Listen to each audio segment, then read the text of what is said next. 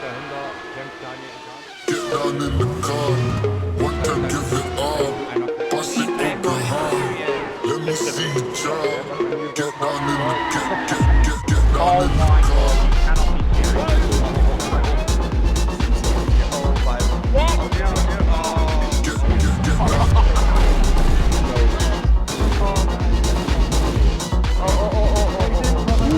Get down in the car.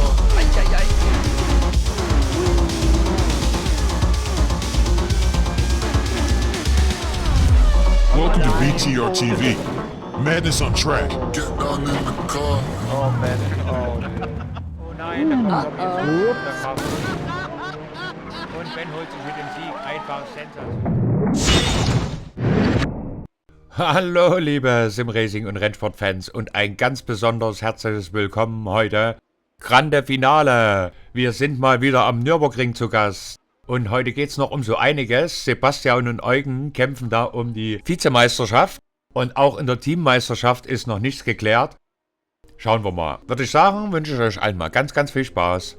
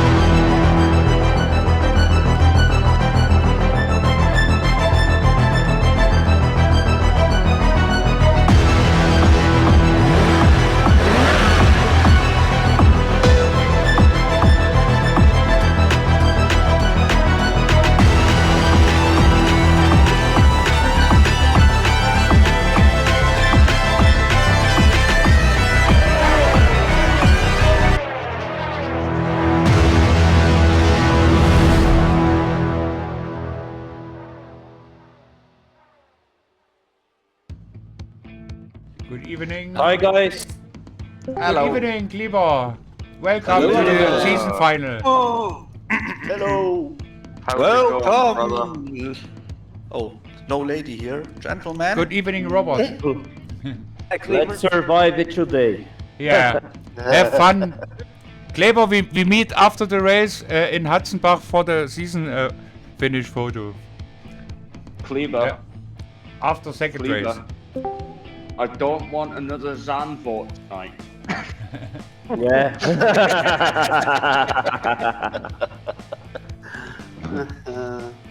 I do not want another Zandvoort. I was practicing a little minutes ago. Wait me, Byron. Oof. So, let's take a look. Is the server opened? Yeah, I think so. But let me refresh it. Yeah, I'm on my way in now. So. Oh, Robert Simpkins is the first one. Teach. Good evening, Martin. Oh. I'm a dumbass.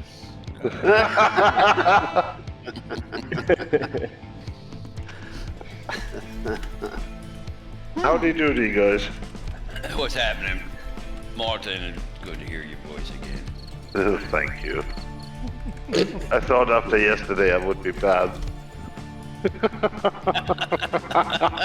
What was wrong with yesterday? Nothing. Oh, okay. I thought so. I didn't think there was anything wrong. Okay. Cool. Oh, server's fine. Server's open. Okay. Welcome, Martin. Adam, you're not allowed in. Martin, now the race server is open. Is in league sessions. Yeah. Yeah, I see it. I only see few session. That's the only thing I... now I see it. Yes. Sorry. It works. Thank Okay, you. You're right, Martin. short information. I have added an extra qualifying lap and 10 minutes. More in qualifying, Extra 10 minutes. That's cool. It gives me another lap of bourbon on that straightaway. Cool. That's the exact reason.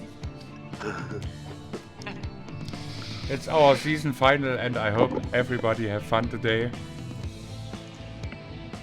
Right now, I want thank to congratulate Thomas Willershausen because he has a 4.99 safety rating. Hey. Yeah. Congrats. Congratulations. Thank you. Good. That's because he hasn't got close enough to me. So he's now allowed to participate in this race or what? Yeah.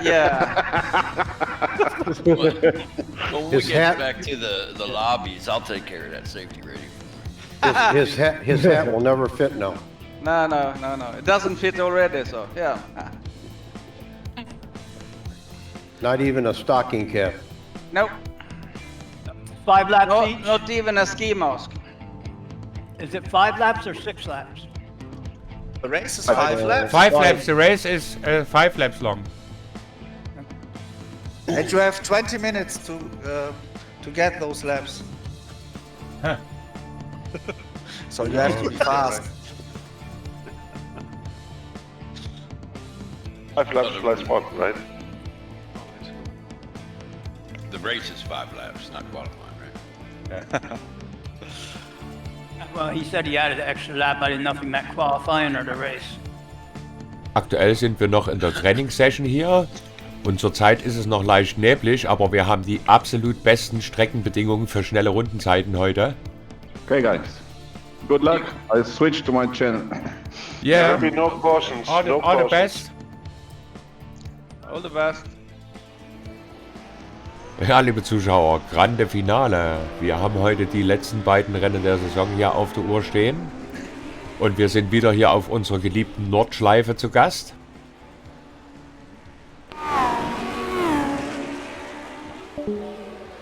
Wie ihr gehört habt, können heute leider ein paar Fahrer nicht antreten.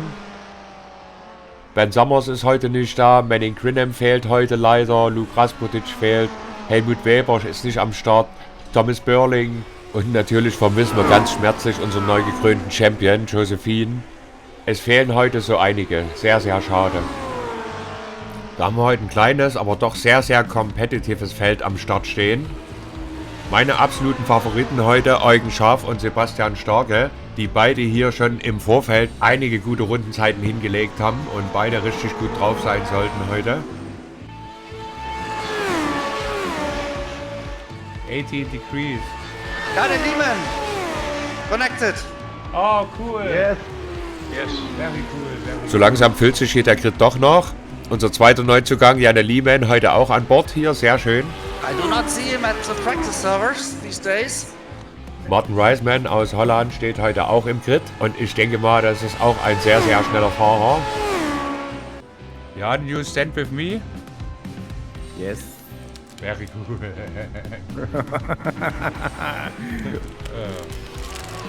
Ja, Kaffeetanten hier, Wie ihr wisst, fährt Jan ja im BTR TV Racing Team. Das heißt, er ist mein rasender Reporter heute mal wieder. I think for the next season I must pay Jan. I give you a contract for my TV channel. Auf jeden Fall ist es mit Jan immer sehr, sehr lustig. Und ich denke mal, ich muss ihm da einen längerfristigen Kontrakt anbieten. Is that also 10 o'clock in the evening? We didn't know it exactly. Now we work on the calendar for next season. Actually, we wait for the iRacing calendar because we didn't want to start when endurance races are. That's why we want to make 2 seasons next year and 8 weekends.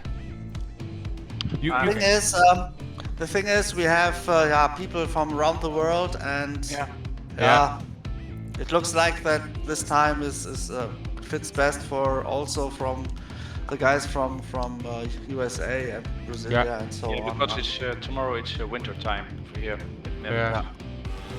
Yeah, I make this for the complete community, not only for the guys in front. And the most important thing is have fun together with the guys. Yes, it's fun. If you have a tricky situation, you can protest it, and we watch it after the race. And in the background, we have a real racing director. We can call him next day and talk about some incidents.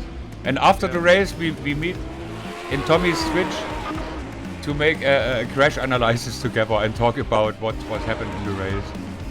Great. If you have time. Yeah, okay. I'll see. Yeah, someone's sleeping around, so it's very loud. Und wie ihr seht, ist die Qualifying Session auch schon in vollem Gange. Heute 10 Minuten länger. Today, unfortunately, our champion can't start. Josephine's computer is not working.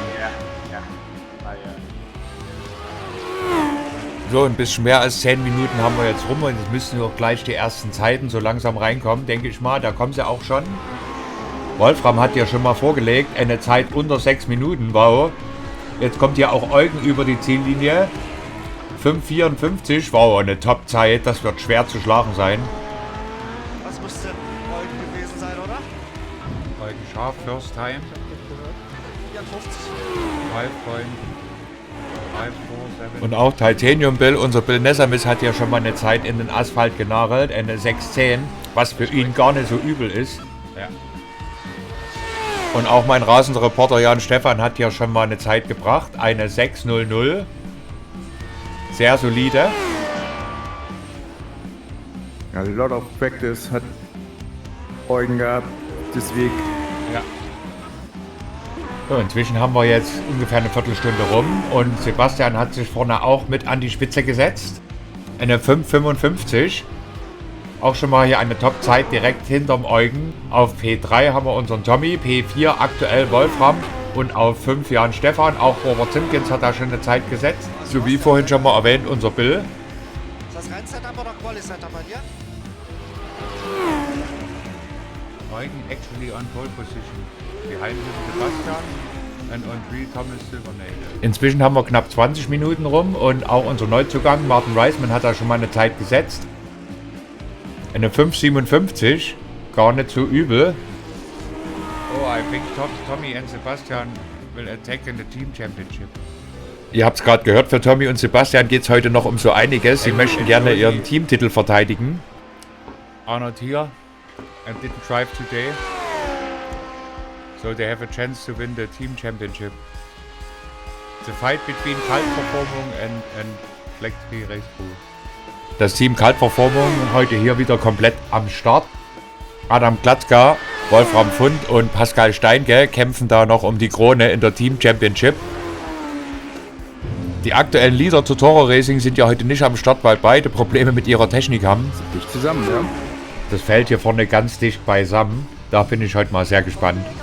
Sebastian, eine Sekunde hinter euch. Scheißdreck. Die ersten 5 Plätze vorne alle unter 6 Minuten gefahren. Wow. Oh, Robert Simpkins. Oh nein. A little bit faster than you. Ja. Ja, eine. Noch haben wir knapp eine Viertelstunde Zeit für Verbesserung. Practice last week. Machst aber auch nicht wirklich was gut. He was faster. Top. Die 6 Jan. Jetzt. Und jetzt hat hier auch unser Jan nochmal nachgelegt. Eine 5,58. Ah, nochmal besser geworden. Ja. Auch Adam unter 6 Minuten gefahren. Absolut top hier heute die Zeiten. Wenn ich sehe, wie dicht die Topfahrer davon beisammen sind, das verspricht doch so einiges nachher im Rennen. Wie gesagt, erst heute Nachmittag 5 Runden gekriegt. Nicht schlecht. Ja. Thomas Willershausen hier aktuell auf Platz 9. 6,02. Sein Teamkollege Byron Long direkt dahinter auf P10. Und hier kommt Dominik dann bin ich da, hab ich dann meine Runden gedreht, bin rausgekommen und, oh ne. Ich hab schon voll den Kopf hängen lassen. Und Dominik hat sich jetzt in die Top 10 nach vorn gefahren mit einer 6:00, eine Top-Zeit hier P9. Das Northern Winter Racing Team ganz dicht beisammen. Robert Simpkins liegt da aktuell auf P8 und kommt auch nochmal Richtung Ziellinie. 10 Minuten haben wir noch. 10 Minuten left. Oh, nein, Robert schmeißt sein Auto vor der Ziellinie weg. Ach ey. In der letzten Kurve, Last Corner. Oh, die ist so tricky.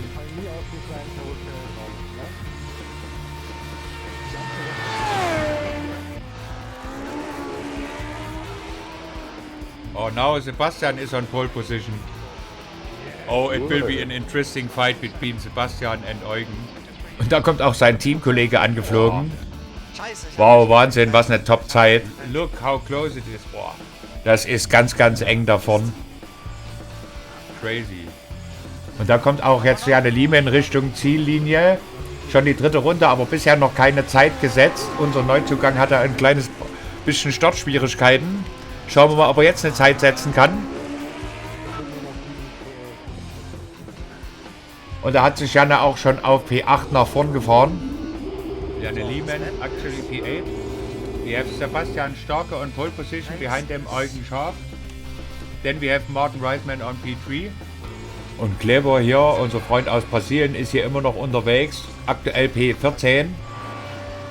Thomas Silvernagel on 4, Wolfram Fund on 5. Also, ja, aber herzlichen Glückwunsch. Jan Stefan P6. Adam Glatzka P7 und Janne Liemen P8. So, 8,7, also 9 I didn't mean that. Sorry, I want to give you a tour. Hallo. Hi. Na, seid ihr zufrieden? This will be crazy, Tommy. Ja, ich denke Eugen auch. Eugen is in his last lap, but it is a hard battle between Sebastian and Eugen in the championship. And you know, you must defend your title in the team championship. In front. I had 1 second. In my last lap I was faster 1 second and then I lost it. Oh. And had a, so yeah, we will see. Going to be interesting with Martin. Yeah. Oh, last week I was in the Netherlands. I was with my brother and friend. And our sons. We were at Sneak. Sneak. Sneak. Nice. Yeah. With the boats and stuff. With a boat, yeah, correct. With the sailboat, yeah. Okay. Hey, Also on the Eiselmeer. Knapp 3,5 Minuten haben wir noch auf der Uhr stehen und ein paar wie Don Rangel Jr. hier oder Pascal Steinke haben noch keine Zeit hingelegt. Sebastian, congratulations. It's not over yet, but thank you. Yeah, Eugen is on his last lap, but it was incredible. It will be an interesting fight. I cross my fingers. Eugen is flying. But also see. Sebastian. Hey, I don't want to be some teams fighting for a championship. Sebastian and Eugen fighting for second position in the championship. And Sebastian and Tommy in together fighting in the team championship against Totoro Racing, but Totoro Racing are not at the start today because both of them have problems with their PC and with Helmut has problem with his rigs. He can't drive. That's why Kalt Verformung and Black Tree Race Pro has the chance to win the championship. So we are driving against Wolfram Fund, Adam Glatzka, and Pascal Steinke.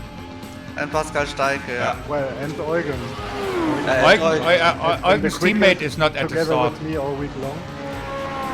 But Jan, nice lap. Yes. Wow. Feinberg. Jan Stefan, really cool, yeah. Yeah, what?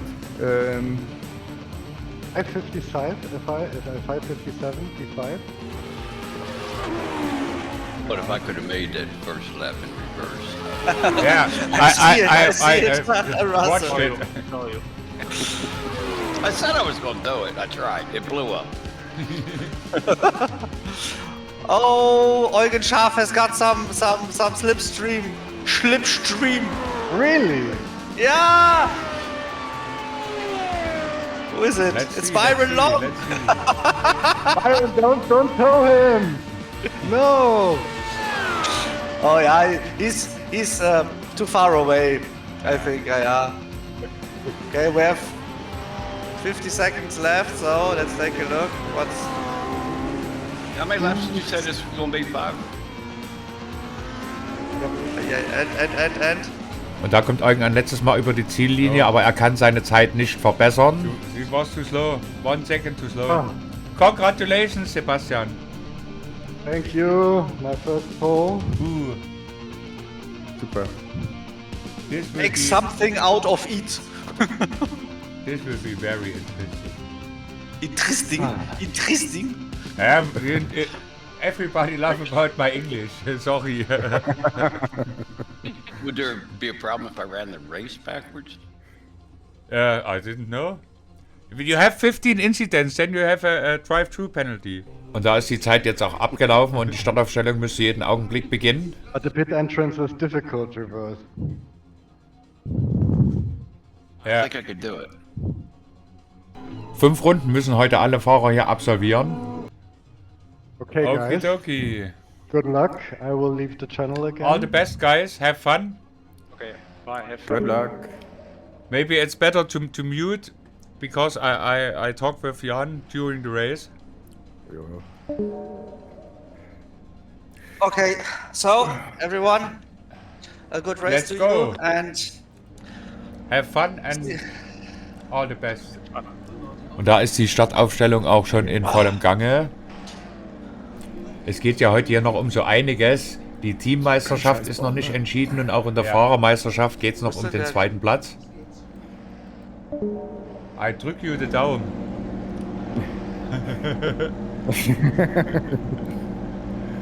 Wir haben die aktuelle Live-Tabelle oben mal eingeblendet. Sebastian liegt da immer noch 6 Punkte vor Eugen. Und bis auf unseren Tommy und wie ich sehe, Kleber Botaro Mora haben sich da jetzt schon fast alle in Startaufstellung gestellt. Und es dürfte jetzt nicht mehr allzu lange dauern, bis dann auch die Startampel erscheint. Good luck, everyone. Good luck. Like always, Tommy is the last in pit. Die Uhr tickt hier gnadenlos runter. Das 11. und damit vorletzte Rennen der Saison wird jetzt gleich hier eröffnet. Wer ist Silbernagel? Ich will fair gewinnen, mein Lieber. ja, oh Gott, Problem ist, immer. dass ich kein starker Start hatte. Aber Ich beiß das auf. ist der Weg bis zur ersten Kurve. Wir haben Sebastian Starker auf Pole Position, dahinter Eugen Schaaf auf P2, Martin Reisman P3, Jan Stefan auf dem 4. Platz und unser Wolfram vervollständigt die Top 5. Und jetzt ist dann endlich auch unser Tommy hier im Grid angekommen und jeden Augenblick müsste es dann losgehen.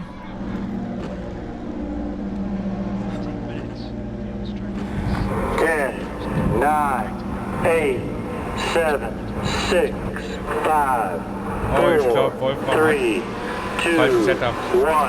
Der muss die grüne Flagge und die wilde Jagd ist eröffnet und Sebastian hier mit einem ganz schlechten Start. Oh, da wäre fast noch in der Mauer gelandet. Eugen direkt in Führung gegangen und auch dahinter, unser Tommy hatte da einen super Start. Martin Reisman hatte einen Platz verloren, direkt dahinter dann unser Jan Stefan. Auf 6 haben wir Janne Liemann, direkt dahinter Adam Platzka und auf 8 Robert Simpkins, P9 dann Dominik Ochochuso und auf 10 Thomas Willershausen, direkt hinter ihm Byron Long auf 11 und Bill Nessamis auf 12, Pascal Steinke P13 und dann Rugged Junior P14. Und so wie es aussieht, alle vernünftig aus den Startlöchern gekommen. Die eine oder andere kleine Rangelei hat es hier gegeben, aber niemand ist hier beschädigt und keinerlei Inzidenz werden hier angezeigt. Sehr, sehr gut. Die aktuelle Live-Tabelle haben wir oben mal eingeblendet. Nach aktuellem Stand würde Eugen Schaaf den 2. Platz in der Meisterschaft holen. Wer ist denn da schlecht weggekommen am Anfang? Sebastian hat 2 Positionen verloren. Eugen hat sich da wild durchgedrückt. Ah, okay. Ja. Hinter Sebastian auf 4 haben wir dann unseren Neuzugang hier, Martin Reisman. Auf 5 weiterhin Jan Stefan und auf 6 Janne Liemen. Arenberg hier, jetzt geht's Richtung Fuchsröhre. Und alle Jungs sind hier immer noch auf Kurs. Das ist sehr, sehr schön. Ach so, deswegen hatte da auf meine Linie. Oh nein, und Thomas Willershausen hatte da einen Fehlstart und hat hier gleich am Anfang eine Strafe aufgebrummt bekommen. Und auch unser Wolfram hatte da Probleme, allerdings technischer Art. Er musste sich zurück in die Box locken, wollte wieder rausfahren und hat dann eine schwarze Flagge bekommen und wir wissen noch nicht warum. Auch hier schon gleich am Anfang ein Rückschlag für das Team Kaltverformung. Kleber ist aus der Box gestartet und Wolfram steht an der Box. Kleber Botaromora ist da auch aus der Box nachgestartet, allerdings sicherheitshalber. Für ihn geht es heute eher darum zu überleben. Das ist nicht unbedingt seine Paradestrecke hier. Tommy macht hier vorne richtig Druck auf Eugen, während Sebastian da schon ein kleines Stück zurückfällt. Das ist dass er ein falsches Setup hat. Wahrscheinlich. Er hat sich noch in der Startaufstellung in die Box gelockt. Und ihr habt gehört, keiner von uns weiß, warum Wolfram da eine schwarze Flagge bekommen hat. Und inzwischen ist das Feld hier unten in Breitscheid angekommen. Alles ganz knapp, aber immer noch alle auf Kurs. Die ersten 4 hier vorne können sich schon erheblich vom Rest des Feldes absetzen. Das ist die Frage, ob sich das rechnet, ne? Hat er recht, vielleicht aus der Box besser. Was verliert man hier in der Box? Ich glaube 30 Sekunden, ne? Steht aber immer noch, er ist gar nicht losgefahren. Schade, dass Sebastian da am Anfang den Start ein bisschen versemmelt hat. Auf jeden Fall konnte er sich jetzt schon wieder ein kleines Stück von Martin Reisman frei fahren. Ein Stück dahinter hier, Jan Stefan kämpft da mit Janne Liemen, Adam Glatzka und Robert Simpkins um die Position. Dahinter dann das Team Northern Winter geschlossen auf den Positionen 9, 10 und 11. Alles noch ziemlich eng beisammen und wir sehen unten in Tommys Switch, dass er jetzt da gerade angreift. Robert hier P8, Thomas Willershausen P9, Byron Long P10 und Dominik Ochochuso P11. Dahinter dann Bill Nesamis an 12. Oh, und da hat's gekracht. Crash. Somebody crashed. Oh nein, und da sehen wir Eugen liegen. Mit völlig zerstörtem Fahrzeug. Er versucht dann noch an die Box zurückzukommen. Und da kracht schon wieder. Ach, oh no. Next crash. Was passiert? Eugen crasht with Robert Simpkins. Da ist hier jetzt schon am Anfang so einiges durcheinander geraten. Das müssen wir gleich mal in Ruhe aufdröseln. Oh no.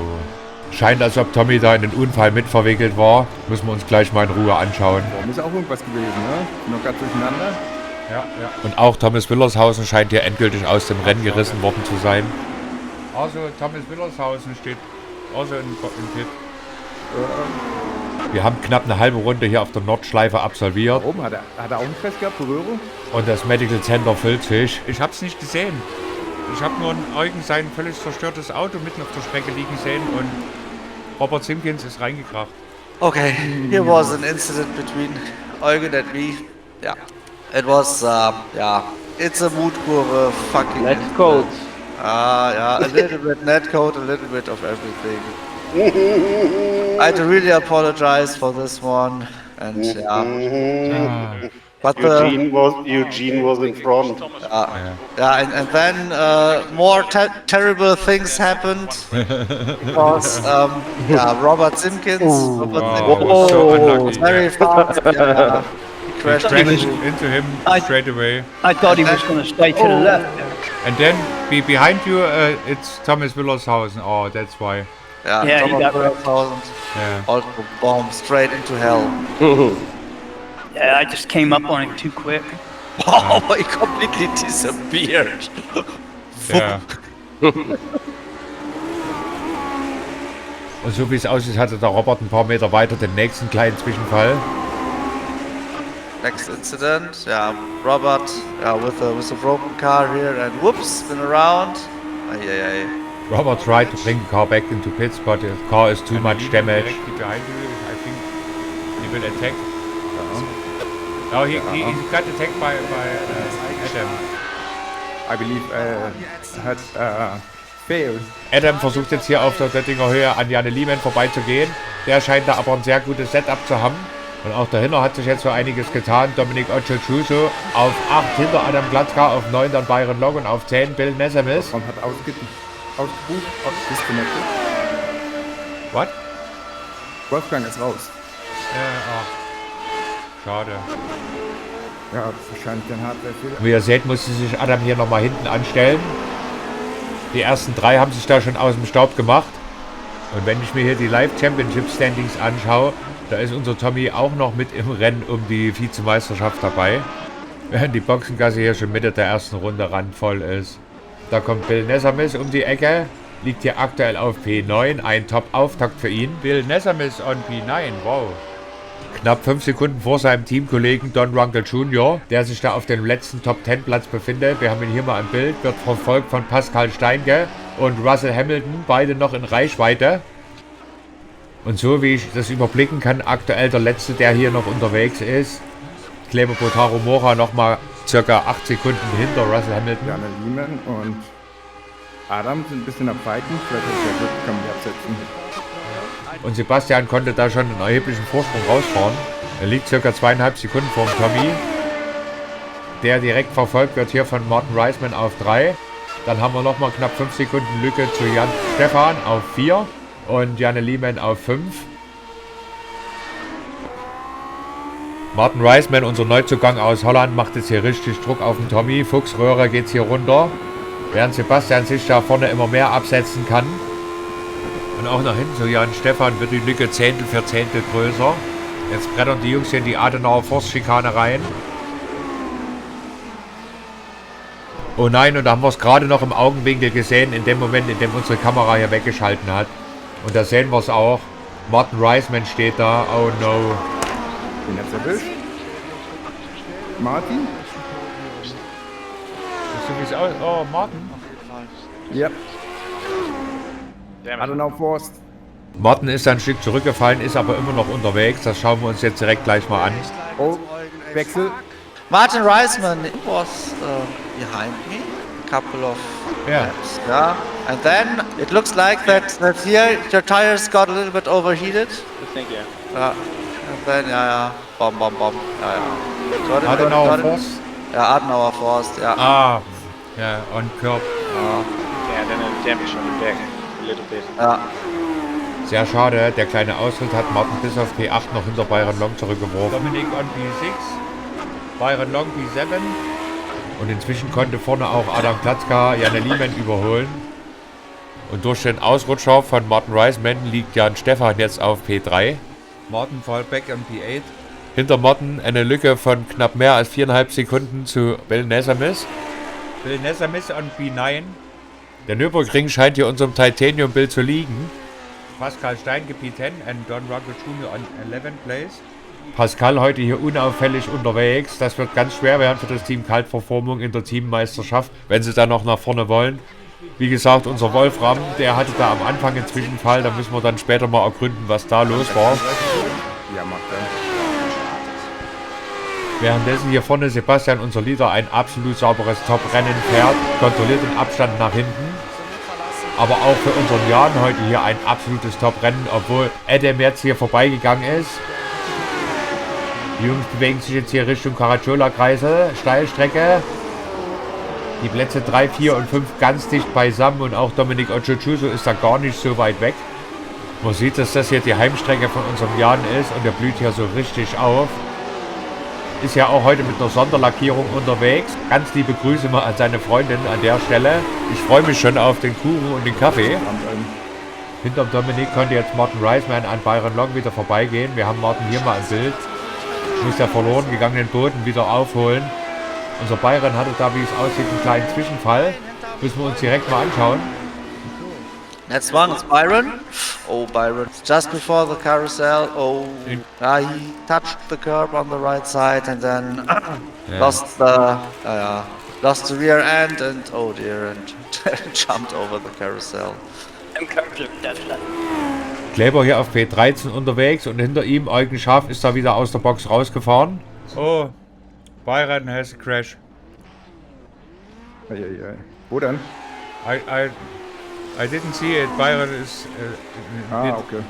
Ach, und ihr hört es gerade, da hatte Byron noch einen Zwischenfall. Den müssen wir uns direkt auch gleich nochmal anschauen. Ach, schade. So ein Pech für das Northern Winter Racing Team. Oh, Adam, bisschen weit gegangen. Next one, Byron. I think this car is damaged. Yeah, for this corner, damage on the rear wing, and then the car complete out of balance. Byron really had a bad season. Yeah. Oh. Sorry for the guy. Byron tried to move on, but the car is too much damage. That's not Byron's season. Dominik ist jetzt hinten dran. Dominik comes closer. Ja. Ihr habt gehört, von hinten kommt Dominik Ochochuso, der letzte verbliebene Fahrer vom Team Northern Winter. Liegt da aktuell auf P5. Und Jan hat da schon gleich ein bisschen Anschluss nach vorn verloren. Adam ist da schon 1,5 Sekunden weg. Er ist immer dicht dran oder verliere ich ihn? Oder dann kriege ich einen Gap. Und Janne Liemann ist jetzt hier ganz dicht dran an unserem Jan. Der scheint aber auch ein sehr gutes Setup zu haben. I think Janne has not the best setup for the long straight. Janne kann da irgendwie nicht von Jans Windschatten profitieren. Dominik, 1 Sekunde dahinter. He didn't come closer. Und hinter Dominik klafft schon eine Lücke von über 10 Sekunden zu Martin Reisman, der sich inzwischen auf P7 befindet. Adam hier auf P3 fehlen nach vorne auch schon 4 Sekunden. Zu unserem Tommy, der sich weiterhin auf P2 befindet. And Russell take a bourbon. Unser Russell hier auf P11, ein solider Auftakt. Er genehmigt sich immer hier am Anfang der Döttinger Höhe einen Bourbon. Ich denke mal, das ist die Belohnung dafür, dass er wieder eine Runde überlebt hat. And Bill Nessam is on P8. It's his best race I've seen from him.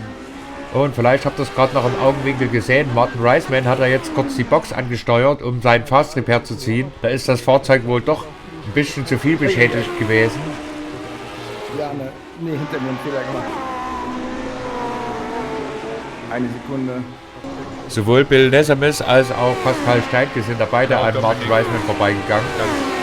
Und auch Dominik hier konnte die Lücke nach vorn zu Janne Liemann und Jan Stefan zufahren.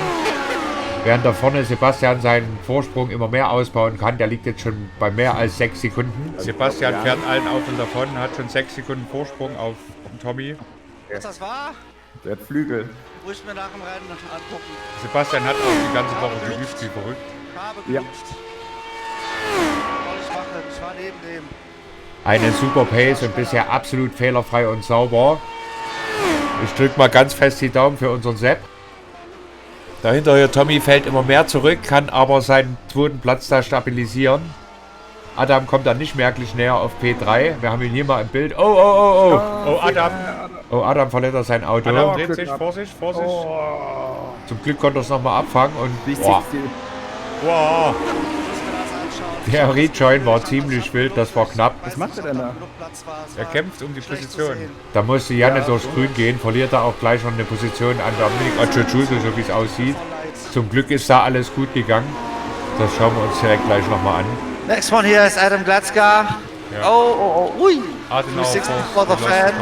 Ui. Who's the guy next to him? Is Jan Liemann. Yeah, it was really close for slow.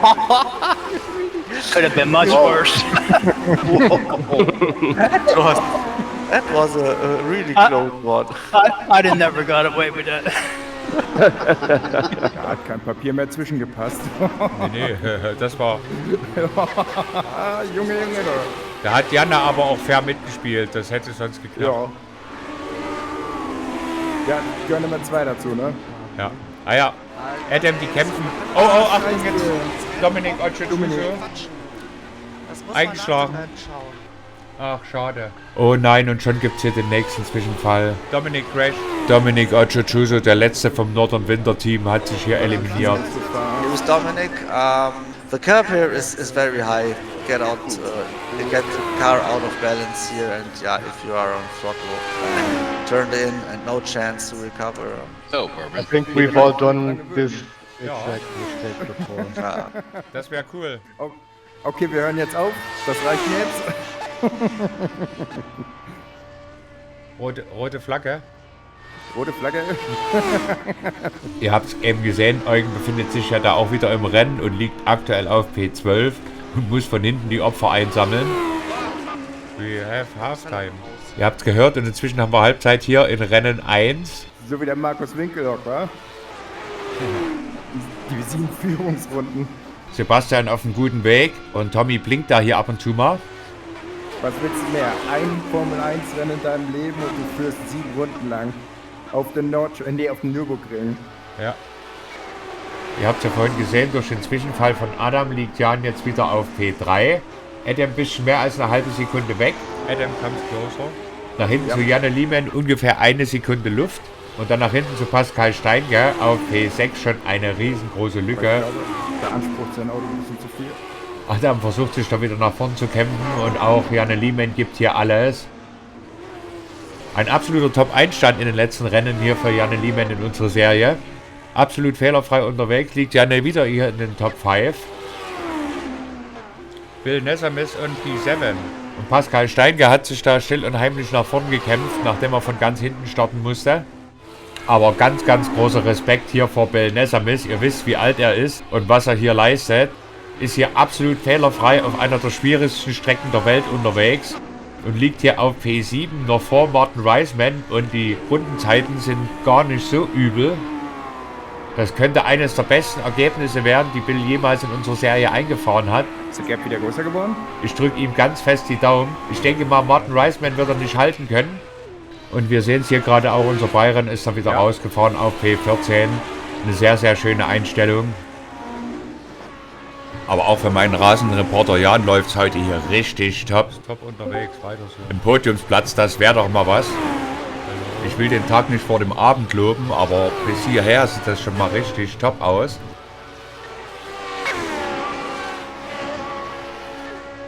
Mal schauen, ob Adam da wieder ranfahren kann. Ich glaube, Adam hat einen Ticken eine höhere Pace, aber die Fehlerquote ist beim Jan eindeutig geringer heute. Janne Liemann auf Platz 5 muss immer mehr abreißen lassen. Wie es läuft? Alles gut, Martin. Alles gut. Ich bin hier gerade am gucken hier. Ich habe nicht gesehen, was war denn vorne los? Mit den Eugen und der war doch plötzlich.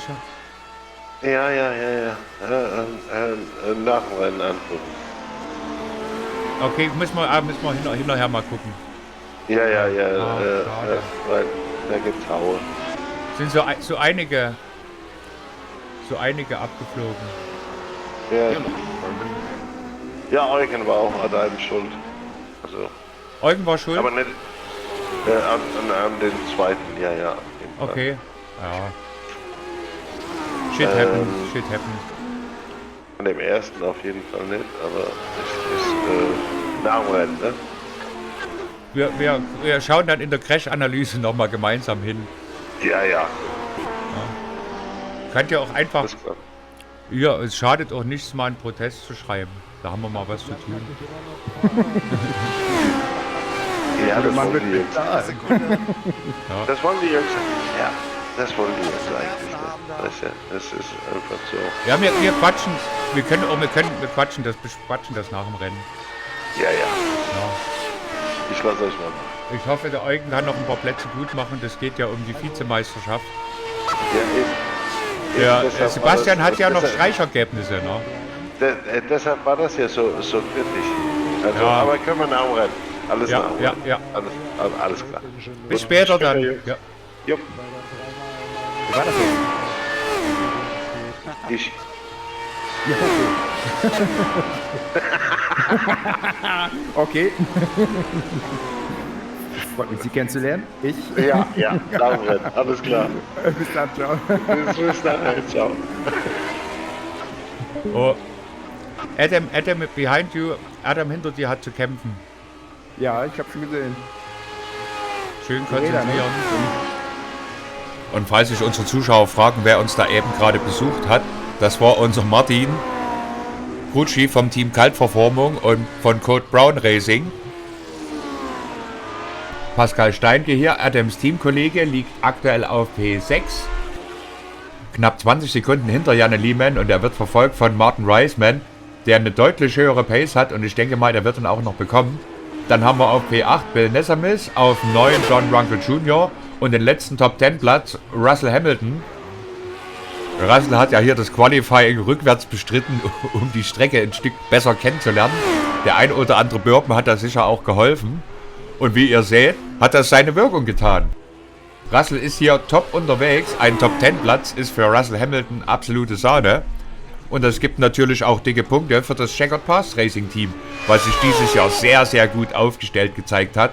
Ich glaube, da sollte der eine oder andere seine Trainings- und Übungsmethoden mal ein wenig überdenken.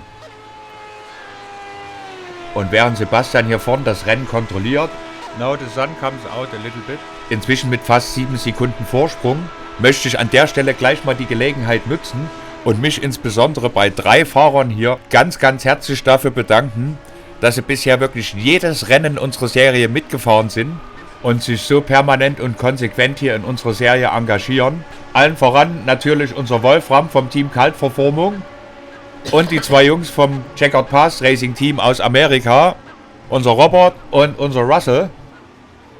Egal was los ist, die Jungs kämpfen sich immer durch und haben immer ihren Spaß. So sollte es sein. Einen ganz, ganz lieben Dank mal an der Stelle. Aber natürlich auch einen ganz, ganz lieben Dank an alle anderen, die sich hier bei uns engagieren und dafür gesorgt haben, dass auch die zweite Saison so ein großer Erfolg geworden ist und unsere Serie wächst. Wir befinden uns aktuell hier in der vorletzten Runde und jetzt ist es eine ganze Zeit lang ruhig gewesen. Pascal spürt schon den heißen Atem von Martin, der hier immer näher kommt. Der wird ihn jetzt gleich auch holen, schätze ich mal. Will Nesamis auf Platz 8 ist da keine Gefahr, der ist ungefähr 10 Sekunden weg von dem Duo.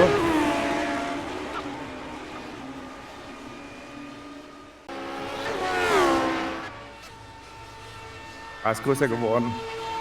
Wie wird das gehalten? Sehe ich vorne Thomas? Ja, ne? 10 Sekunden vor mir. Ja. Sebastian, unser Leader hier vorne, hat inzwischen über 7 Sekunden Vorsprung. Sebastian geht jetzt in die letzte Runde. White Flag. Und er wird jetzt gleich die letzte Runde eröffnen. Wobei ihr wisst ja, Nürburgring Nordschleife, die letzte Runde ist da ein kleines Stück länger als normal. Was für ein absoluter Sahne-Auftritt heute hier für unseren Sepp. Das komplette Team Northern Winter steht an der Box. Da sieht man mal, wie sich gutes Training auszahlt. Byron, Dominik und Thomas Willershausen. Ihr habt es gerade gehört. Complete Northern Winter Team crashed out. Ein komplett schwarzer Tag heute für das Team Northern Winter. Sehr, sehr schade. Ach. Der Saisonabschluss hier, der spiegelt die ganze Saison vom Team wieder. Ich glaube, das einzige Highlight für unseren Bayern diese Saison war Zandvoort. Wow, 5,58,5. Ja, 8. Und unser Jan kann sich das hier merklich vom Adam freifahren. Oder wer? Du? Eine Top-Rundenzeit hat er hier hingelegt. Und während Jan heute hier das beste Rennen der kompletten Saison fährt, hat man weiter hinten im Feld den nächsten kleinen Zwischenfall, den wir uns mal anschauen sollten. Martin Reisman liegt immer noch hinter Pascal Steinke hier. Don Runkle, no, it's done. Oh, come on, Skeletor. come on. Oh. Yeah, okay, Wer okay. Careful with the car, Go. Perfect. Yeah, he was able not to destroy his car. Perfect, ja. Unser Skeletor Don Runkle Jr. heute ein sehr, sehr unauffälliges, aber doch recht sauberes Rennen, bis auf den kleinen Dreher jetzt hier. Und den wird er ja auch überstanden haben. Martin Reisman jagt immer noch Pascal Steinke um den Kurs. Pascal kann sich da immer noch wehren auf P6. Jetzt geht es hier Flugplatz raus Richtung Schwedenkreuz. Pascal scheint da auch ein relativ gutes Setup auf sein Auto geschnallt zu haben. Viel Zeit bleibt Martin dann nicht mehr, um an Pascal vorbeizugehen. Ihr wisst, es ist ziemlich kompliziert hier auf der Nordschleife. Oh, Adam hat sich zerlegt. Oh no. Oh no, Adam crashed out. Oh nein, Worst-Case-Szenario für das Team Kaltverformung. Adam zerlegt hier sein Fahrzeug in der letzten Runde. Ach, schade. Das wirft das Team natürlich empfindlich zurück. Black Day for Kaltverformung. Im Kampf um die Teammeisterschaft. Next one. Oh, Adam, let's go. Oh, it's again. Oh. Carousel. Bomb. Bye. Rear tire. Oh, that's Yeah, I saw it. Lost the car under braking and crash it. Ja, you can have a smoke. Dadurch rutscht Pascal zwar hier in die Top 5, ist aber immer noch stark unter Druck hier von Martin Reisman. Pascal jetzt der Einzelkämpfer vom Team Kaltverformung, hält hier noch die Fahnen hoch. Eine sehr, sehr durchwachsene Saison für das Team. Müsstest du packen, oder? Ja, ich hab den Neffen verlieren. Jan hat ungefähr 2 Sekunden Vorsprung auf seinen direkten Verfolger Janne Liemann.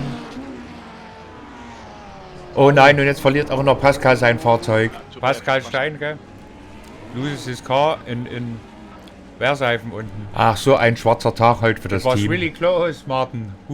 Yeah, I know. I can drive around him. Wow. Mal schauen, ob er sich vor Bill Nesser halten kann. Er hat nur eine Position an Martin Reisman verloren. P5 für Pitstop, ist cool. Pascal Steinke, oh, it's Wehrseifen hier, ne? Oh, who's behind him? It's Martin Reisman, yeah. Too late on the brakes, yeah. The rear end get lost. Hours later. Ja, das kann. Wende in 3 Zügen. Wie heißt das denn hier? Wendekreis. Wenden in 3 Zügen. Ja, aber wie? No, in 5. Okay, thank you. Eine halbe Runde haben die Jungs noch zu absolvieren ungefähr. Also 5 laps? Ja. Und wir hatten weiter hinten im Feld den nächsten Zwischenfall, den wir uns anschauen sollten. Reverse start grid? No, we have like finish first race, we have starting grid in the second race. Okay, right. And we have I think 10 minutes or 15 minutes warm up for the guys to have a cigarette or, you know. Some people need it. Okay. Yeah. Drink something. Oh, Byron here. Okay. Oh, what? But a terrible start, a terrible day for Northern Winter. Oh, okay. It's right after the jump. Oh, yeah, okay. Byron was very lucky here. Yeah. Not crash his car. Yeah. I think Sebastian will win it. Sebastian hier auf den letzten Metern. Kannst du jetzt noch nicht sagen. Das bringt Unglück. Was für ein absolut sauberes Top-Rennen heute hier vom Sebastian. Wow. Und während Sebastian hier seinem ersten Saisonsieg entgegenschwebt, hatten wir den nächsten Zwischenfall, den wir uns unbedingt mal anschauen sollten. Und inzwischen ist auch Don Rungle Jr. hier in den Top 10 angekommen, P9 aktuell. We have Bill Nessermis on P6. Oh, Mutkurve. Ai. Wow. Too much courage. Too much courage. Courage corner. Yeah.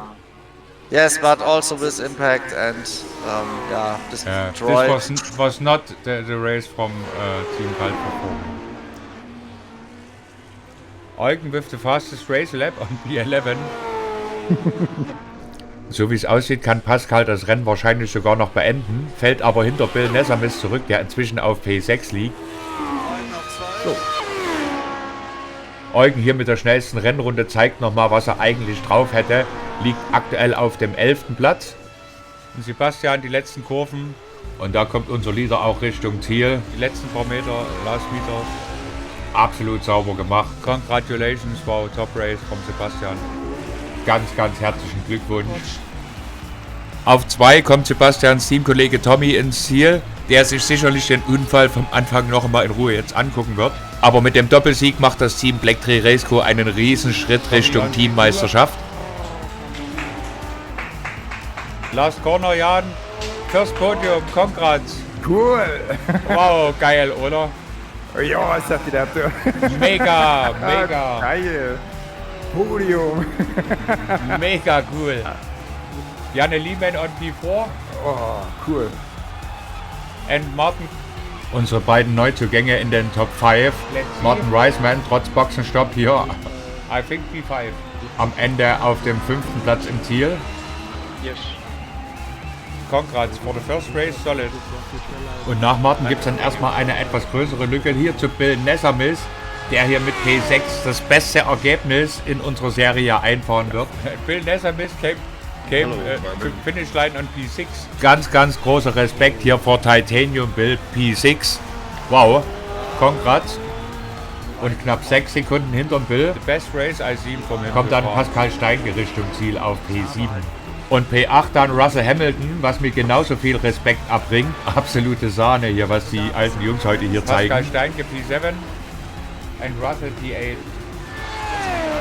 Don Rungle Jr. P9. Don Rungle Jr. kommt auf dem letzten Top 10 Platz Richtung Ziel und dann auf 11 hinter ihm Kleber Butaro Mora und auf 12 Eugen Scharf rettet da auch noch ein paar Pünktchen.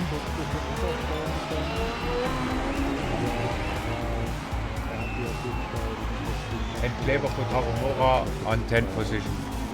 Hinterm Kleber dürften dann noch Eugen und Byron auf der Strecke sein.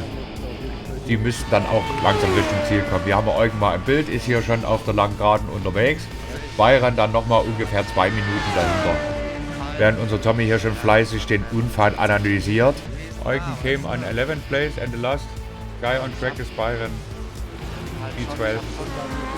Wer unseren Tommy kennt, der wird wissen, wie sehr ihn das Wurm, dass er da den Eugen abgeräumt hat. War sicherlich nicht mit Absicht. War Eugen with the fastest race lap. 5:50, 54, 55. Und Eugen zeigt hier nochmal eindrücklich in der letzten Runde, dass er eigentlich die Pace gehabt hätte, um das Rennen hier heute zu gewinnen. Wow, crazy. Now we have warm up. Hallo. Glückwunsch. Wow. Hallo. Crazy. Sebastian, alles Gute, das war top gemacht. Ich habe den Zwischenfall leider vorne nicht gesehen. Yeah, it was a typical Luftkurve thing, I think. That's not the way I want to win. Yeah. Eugen and I traded quickest laps all through the week in the training session. And I was only half a second quicker than him. It would have been epic racing, I think, after I watched the start. It's just bitter. We've been robbed of a good race, I guess. I can't imagine how it takes away a little from my win. But we can celebrate the first podium from Jan. Yeah, awesome, Jan. Thanks, Sebastian, for coaching. Yeah. Thanks. A lot of guys lost their car. Yeah. My setup closed the podium. Yes. I'm a really good racer. Yes, it's good. Bill, congrats for the best race I've seen so far from you. It felt good. This I was just crazy. kept my- Make no mistakes, NP6. Wow. Wow, Bill. You collect all the victims. That's not how I want it to work, but Yeah. If you want to finish first you have to finish. And a clean race here is a secret, but some guys were out without their own fault. Yeah. I hope we have a better second race.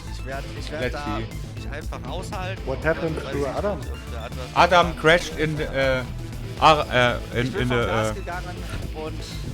Adenauer Force. He lost the car. But Jan had him. I saw the relative, and you kept him behind you. And I don't know what happened. What happened to Wolfram? He locked out in during grid. Das ist. But I didn't know why. Es tut mir leid, echt, Mann, das ist Alles gut, Tommy. absolut nicht mein Bestreben, da irgendwen aus dem Rennen zu holen. Ey, das ist scheiße. But it's a huge step for your.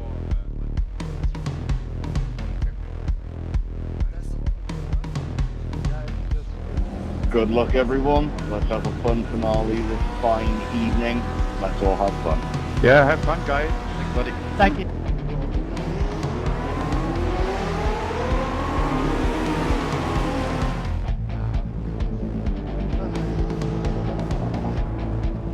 We talked about it last. Sorry, Dominic. All good.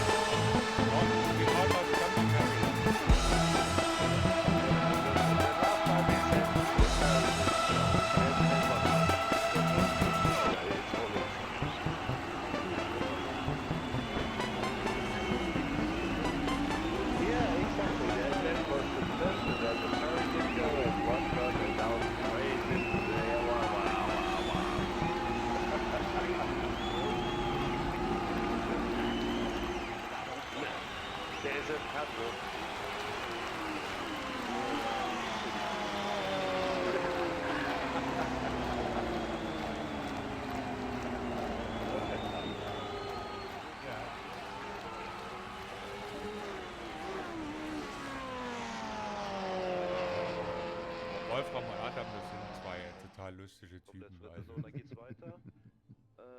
Das ist jetzt Thomas Willershausen. Ja, looks like it in the practice. Ja. Also bei dem hat's richtig gescheppert. Schnellste Runde im Rennen. Ich hoffe jetzt, dass er halbwegs sauberen Start hat und dass das jetzt im zweiten Rennen...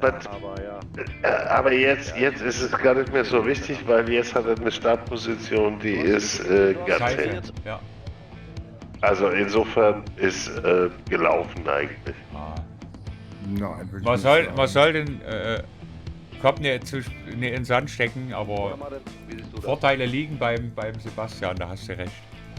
Ja, lieber den Sand in den Kopf stecken. Aber der Arsch guckt trotzdem raus. Ja. Auch wenn du den Sand in den Kopf steckst. Ja, ganz genau. Schade, Code Braun, die hätten eigentlich auch in der Teammeisterschaft angreifen können, aber Trixie, keine Ahnung. Schade. Ja, Mimimi ist raus. Und die anderen sind auch irgendwie hier, die waren immer nur mal ein Rennen dabei und ja, die auch. Der Volpe Damiano, der ist immer fleißig mit am Trainieren in der Woche über, aber dann zum Rennen ist er nicht da. Hallo Tommy. Wolfinger. Hallöchen. Wolfinger fährt ein 4-Stunden-Rennen, jetzt, wo wir sprechen. Ah, okay. Aber, nein. Ja, er trainiert fleißig mit, aber dann, nee, das ist seiner Frau zu spät und lalalala. Ja, weißt du, wie schwer das ist, einen Timeslot zu finden, wo wir alle unter einen Hut kriegen? Ja, natürlich. Das ist wie sagt man, das goldene Ei-Legen hier, das ist schwierig. Aber mit Wolpe ist es halt so, ja, komischerweise für das 4-Stunden-Rennen ist es nicht zu spät. Ja. Ah ja. Hoffen wir, dass wir jetzt nochmal, we hope that we have a clean and good last race for the season. And after the race we can celebrate it a little bit. And then we watch what was happened between Tommy and Eugen. Ja, ich habe mir das gerade angeschaut. Oh, ja. Das war ein bisschen von allem. Mir tut's auch voll leid hier für den Robert Simkins, Alter. Den hat's auch gemault dann, weil er dem Eugen hinten reingefahren ist. Ja, das war der zweite Unfall, den ich da eben erwähnt habe. Dann kam Thomas Willeshauser, der ist in Robert rein. Ja. War das alles die Mutkurve? Die Mutkurve, ja. Das komplette Team Northern Winter. Dominik war so gut, ne? Und dann ist er Dominik crashed by himself. Oh, der war so gut. He lost the car. Und den habe ich schon, okay, der kommt immer dichter, und dann war er weg. Oh, tut einem leid dann, ne? Ja. Also, Adam Klatzka lost his car. Ja. Pascal lost his car in Werseifen. What happened to Wulle? We don't know. He locked out during it and didn't start. Kleber also missed the start, but he started from the pit. Ja, Gratulation zu P3. Dankeschön. Gratulation dir auch. Ja, das ist ein bisschen befleckt hier, meinst du? Ach so, ja gut, okay. Ich bin da noch nicht so ganz mit zufrieden, aber ja. Wir schauen uns das nach dem Rennen nochmal an. We take a look after the race. Ja, Sigi.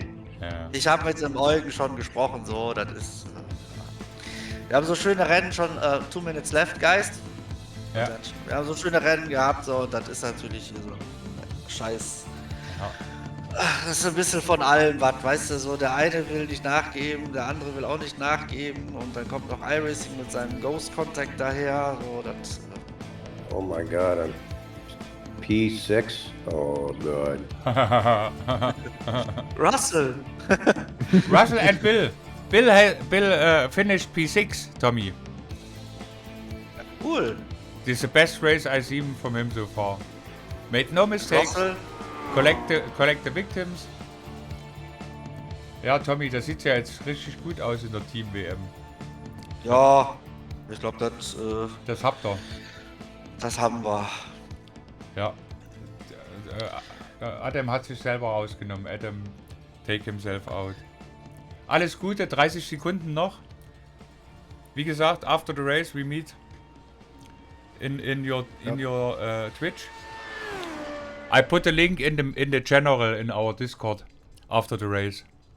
Nur noch wenige Sekunden, dann ist das Warm-up hier vorbei. Okidoki. All the best. Okay, I'm going over Yeah. into... Sebastian, Yeah. I cross Yeah. my fingers. I follow you. Maybe Thank a you. double victory. Well, let's see. Let's Yeah. see. Good luck. I need a better start this time. Good luck, guys. Good luck. Good luck, have fun. Yeah, good luck, everyone. Ja. Und da ist die Startaufstellung auch schon in vollem Gange. Good luck, everyone. Ihr wisst, im zweiten Rennen wird so gestartet, wie wir im ersten Rennen ins Ziel kommen. Deswegen steht unser Sebastian wieder ganz vorn und hinter ihm Tommy. Auf P3 unser Jan und auf 4 Janne Lehman. P5 haben wir dann Martin Reisman. 10, 9, 8, 7, 6, 5, 4, 3, 2, 1. Grüne Flagge und das letzte Rennen dieser wilden Saison ist eröffnet. Und diesmal kommt Sebastian wesentlich besser aus den Startlöchern. Er kann die Jungs hinter sich halten. Hinter ihm Tommy wird ein bisschen bedrängt vom Jan, der sich da aber direkt dahinter einreiht. Auf P4 haben wir Martin Reisman, der konnte schon an Janne Lehman vorbeigehen. Pascal Steinke ist schon an Bill Nessemis vorbeigekommen und direkt dahinter Eugen Scharf mit Blitzstart hier. Konnte schon eine ganze Menge Fahrzeuge überholen. Und auch Adam Platzka, der ganz schön weit hinten starten musste, konnte da schon ein paar Positionen gut machen. So wie es aussieht, mal wieder ein sehr, sehr sauberer Start hier in das Rennen. Alle gut weggekommen. Clean Start. Und Tommy da im Windschatten vom Sebastian. Hier gibt es jetzt schon die nächsten Angriffe. Eugen geht da an Bill Nessemis vorbei, der hier heute ein sensationelles erstes Rennen geliefert hat. Oh, jetzt kommt er ein bisschen abseits von der Strecke. Ui, vorsichtig, vorsichtig. Reiht sich da wieder ein, da geht der nächste fliegen. Oh no. Was passiert? Und wieder gab es ja einen Massencrash und so einige Autos liegen da. Unser Adam zum Beispiel. Adam ist out. Komplett zerstört. Oh no, müssen wir gleich mal gucken, was da passiert ist. Ich glaube, da war auch Robert Simpkins wieder mit drin verwickelt. Schalten wir direkt mal hin. We have two incidents at the same time because I see Bill. Oh, yeah. Mm-hmm. Inside? Yeah. A little Bill bit is too off fast track. here. Cold player. And then, Adam. Russell was able to get by, to pass him, and then And behind Adam take a fly. It was Adam. Oh, I have a lot of damaged cars in front of And I think also, incident. also Thomas Willershausen was involved I'm in okay. the crash. And also Robert and Dominic. Yeah, I left it to avoid that. Ja, was ich mache. it's Dominic here. So wie das so aussieht, ist Robert da aber auch noch auf der Strecke. Genauso wie Thomas Willershausen mit Byron Long und Dominic Ocechuso. Hier vorne alles wie gehabt. Sebastian führt das Rennen an vor Thomas Silbernagel und Jan Stephan. Auf 4 weiterhin Martin Reisman, auf 5 Janne Lehman, P6 Pascal Steinke und auf 7 hat sich Eugen Scharf schon nach vorne gefahren. Ein furioser Auftakt für Eugen. Und die Jungs hier vorne konnten durch den Zwischenfall insgesamt schon über 3 Sekunden Vorsprung auf den Rest des Feldes rausfahren. Und ganz besonders schade finde ich, dass es hier unseren Adam unschuldig aus dem Rennen genommen hat. Die Jungs kämpfen ja noch in der Teammeisterschaft. Da geht es um so einiges. Dafür ist unser Wolfram ein ganzes Stück besser hier durch den ganzen Schlamassel durchgekommen und konnte das zweite Rennen wenigstens aufnehmen. Befindet sich auf dem Weg nach vorn. Aber ich denke mal, da sich Wolfram ja durch den Unfall durchkämpfen musste, ist der Zug nach ganz vorn hier abgefahren. Und Tommy macht da vorne schon Druck auf seinen Teamkollegen. Der scheint aktuell eine höhere Pace zu haben. Hinter der Spitzengruppe Russell Hamilton auf 8, dann Rangel Jr. auf 9, Bill Nessemis auf 10, Byron Long 11, Dominic Ocechuso 12 und Wolfram Fund auf 13. Dann haben wir auf 14 Kleber Botaro Mora und hier hat es den nächsten Zwischenfall gegeben. Wir sehen es hier, oh no, Robert. Und da ist auch Thomas Willershausen verschwunden. Müssen wir uns direkt mal anschauen. Robert lost his damaged car again on the curb. Oh, Robert. Yeah. With damaged car. And evil tech Thomas Willershausen came around the corner. Oh dear. Oh, come on. Really? Okay. looks like it's a pissed off Thomas Willershausen.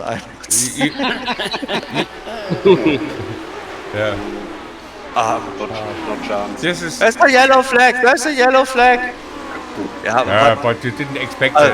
Das ist hier vorne in der Spitzengruppe alles beim Alten. Hier wird ganz eng gekämpft. Aber ihr wisst, Jetzt hat er den Grip gefunden. in der Nordschleife ist es ganz schwer, irgendwie vorbeizukommen, ohne den anderen abzuräumen. Unser Jan hier, Jan Stefan vom BTR TV Racing Team, mein rasender Reporter, auch in das zweite Rennen ein super Start hier. Und weiter hinten hier Eugen macht jetzt richtig Druck auf Pascal. Der kann sich da aber nochmal zur Wehr setzen. Schauen wir mal, wie lange noch. Währenddessen gab es weiter hinten den nächsten Zwischenfall, den wir uns unbedingt mal anschauen sollten. Schauen wir direkt mal hin. It's Don Runkel here. Oh. Come on, it hurts. Next one. Yeah. Oh dear, what happened here? Oh my god. It's Don Runkel, it's Bill. Don completely missed his braking point. I would say Bill thought, hey, why? It's possible to brake so late, so I will do it also. So, both American guys here are out of the Mist race. Apex Team, like der in Steilstrecke. I towed and came back out. Und wieder haben wir hier in der ersten Runde sehr viele Opfer zu beklagen. Sehr schade auch. Thomas. Fehler gemacht. Im Galgenkopf. Und wir sehen, dass auch dahinter Martin Reisman einen Fehler gemacht hat und aufs Grün rausgekommen ist. Hat dadurch den Anschluss an unseren Jan verloren. Und Jan versucht da jetzt anzugreifen. Was war hinter mir? Martin hat auch einen kleinen Fehler gemacht. Okay. Und ein Stück hinter Jan und Tommy, da hinten, Eugen greift da jetzt auch Pascal an. Geh weg, du! Hau ab! Boah! Wie aggressiv. Und auch Janne Liemann versucht da jetzt sein Glück und geht hier Richtung Hohenrhein-Schikane an Martin Reisman vorbei, der sich da auch geschlagen gibt. Während hier dahinter das Duell immer noch nicht entschieden ist. Eugen gegen Pascal, Seite an Seite. Und da drückt sich jetzt Eugen endgültig durch. Das ist auch aggressiv, ne? Kommt gleich Protesten hier. Byron und Dominik konnten sich an Russell Hamilton vorbeiarbeiten und Wolfram ist da auch ganz hinten dran. Die Plätze 8, 9, 10 und 11. Pflegelhaftes Verhalten im öffentlichen Chat. Bill Nessamis steht da an der Box und so wie es aussieht, hat sich Thomas Willershausen ausgelockt. Oh, hier wird überall hart gefeitet, schöne Kämpfe. Und unbemerkt von unseren Kameras hatten wir ein Stück weiter vorne den nächsten kleinen Zwischenfall, den wir uns unbedingt mal anschauen sollten. Da schalten wir auch direkt mal hin. Robert Simpkins auch wieder rausgefahren nach Boxenstopp. Sebastian, 2 seconds in front. Oh, Pascal, Sabine Schmitzkörf. Okay, yeah, it was a small mistake. Pascal lost his car and a little bit of time here in the Sabine Schmitzkörf, but nothing happened and he can go on. Janne konnte vor uns an Martin Reisman vorbeigehen, kann ihn aber nicht wirklich abschütteln. Martin will da wieder vorbei und seinen Platz zurückholen. Und von hinten kommt ja jetzt auch Eugen Scharf. 2 Sekunden Abstand sind es noch. Und hinterm Eugen haben wir dann schon eine größere Lücke zu Pascal Steinke, der durch seinen Rutscher 5 Sekunden verloren hat.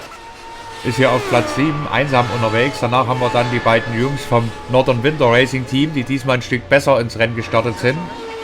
Auf 10 haben wir schon Wolfram, der jetzt inzwischen den Russell Hamilton überholen konnte. Und auf 12 Kleber Botaro Mora. Für Kleber geht es heute einfach nur irgendwie, die Rennen zu überleben, denn die Nordschleife ist nicht unbedingt seine Lieblingsstrecke. Sebastian, unser Leader hier vorne, hatte auch im zweiten Rennen einen absoluten Traumstart und hat inzwischen 2 Sekunden Vorsprung auf seinen Teamkollegen. Auf 3 weiterhin Jan Stefan, der hier aber so langsam unter Druck von Janne Liemann und Martin Reisman gerät. Eines der besten Rennwochenenden, die ich je von unserem Jan hier gesehen habe. I think Eugen is one of the fastest. Wirklich souverän, wie er das hier macht. Und ihr hört es ja ab und zu, quatscht er trotzdem mit mir. Aber auch für Martin und für Janne ein absoluter Sahne-Einstand in unserer Serie. Janne ist ja schon in Brasilien mitgefahren und hat auch heute hier wieder die Pace, um vorne mit dabei zu sein. Im ersten Rennen P4, das war schon super, auch für Martin Reisman P5 im ersten Rennen, obwohl für ihn da sogar noch mehr drin gewesen wäre. Und mal schauen, wir sehen ja jetzt hier gerade in der zweiten Runde von insgesamt 5. Schauen wir mal, wie weit es für Martin noch nach vorn geht. Auf 6 lauert ja auch noch Eugen Schaf, der, denke ich mal, zwar den Kampf um die Vizemeisterschaft abgeschrieben hat, aber hier im zweiten Rennen noch einmal zeigen will, wozu er eigentlich fähig ist. Und ich denke, er hat auch hier die höchste Pace im Rennen. Ich schätze mal, Sebastian und Tommy, die werden vorne auf und davon sein, wenn sie nicht noch irgendeinen Fehler einbauen. Aber bis zu Jan Stefan, schätze ich mal, dürfte das für Eugen eigentlich noch drin sein. Ein wesentlich besserer Start hier in das Finalrennen, auch für die beiden Jungs hier von Northern Winter Racing Team, für Dominik und Byron, die beide hier in den Top 10 liegen, Platz 8 und 9. Leider ist Thomas Willershausen da ja schon raus. Und davor tobt weiterhin der Kampf hier um P3, Jan, Janne und Martin. Während jetzt hier hinten unser Wolfram aufgeschlossen hat auf Dominik Ochochuso und Byron Long. Russell Hamilton liegt da inzwischen schon fast 7 Sekunden hinter den Jungs, ist da aber immer noch auf P11 unterwegs. Und Wolfram setzt jetzt hier die Jungs richtig unter Druck und will nach vorn. Er hatte ja so viel Pech im ersten Rennen. Auf 12 haben wir dann Kleber Botaro Mora und auf 13 Robert Simpkins, der dann nach Reparaturstopp auch nochmal aus der Box raus ist. Was macht Thomas da? Will er früher Feierabend machen? Was? Will Thomas früher Feierabend machen? Keine Ahnung. Vermisst ihr die Strecke? Und während die Jungs hier munter um die Position kämpfen, hat man ein Stück weiter hinten den nächsten Zwischenfall. Schalten wir direkt hin. Dominic here. Oh, careful, careful, careful, careful, careful, careful. Left, right, left, right, left, right, and then, oh no, oh, the teammate right behind him. Oh no. Really, come on, Dominic. If your car is wiggling left and right, get off the throttle. Ui, ui, ui, ui, ui. Oh, it's Byron right. In both races, Northern Winter Racing Team completely out. 2 for 1. Wow. And Byron straight into the wall. Oh, what a fuck. Big cool guy. Eugen kommt da irgendwie nicht richtig ran hier an die Jungs vor ihm. Und Martin Reisman genießt jetzt den Windschatten von Janne Lehmann. Scheint er aber irgendwie auch nicht angreifen zu können. Janne hatte ein gutes Setup irgendwie hier auf der Geraden. Hat ja auch noch Windschatten vom Jan vor ihm. Und wir hatten den nächsten Zwischenfall. Ich glaube, Dominik hatte da noch einmal einen Zwischenfall. Schauen wir uns direkt auch gleich nochmal an. Dominic again with a broken car. The curb get him. Yeah, that's a very high curb. You are the passenger when you're up there. No chance to get the car under control. Oh, und jetzt geht's hier vorne ganz eng zur Sache. Die Jungs sind ganz nah beieinander gerückt. Martin hat da versucht anzugreifen, musste da aber nochmal zurückstecken, gab einen kleinen Kontakt. Während unser Kleber da einsam und verlassen unterwegs ist auf P11, ist zwar nicht der schnellste heute, aber ist sauber unterwegs und sammelt da die Opfer ein. Während es hier jetzt richtig rund geht, Eugen macht da jetzt richtig Druck von hinten, während sich der Jan schon wieder ein kleines bisschen freifahren konnte. Das Feld befindet sich hier aktuell in Runde 3 und wir bewegen uns so langsam Richtung Halbzeit. Ist auf 6, Martin Reisman auf 5. Dann Lehmann 4, dann auf 3. Jan verteidigt hier die ganze Zeit meisterhaft seine dritte Position, obwohl er von hinten die ganze Zeit richtig viel Druck hat.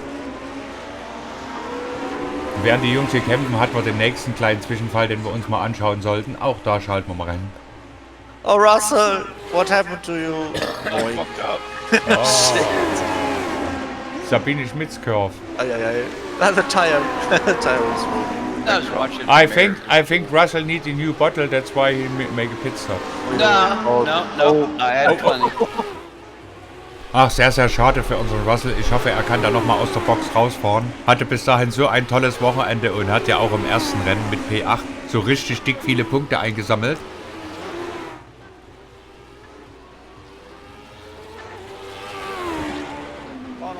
Sebastian actually 4 seconds in front.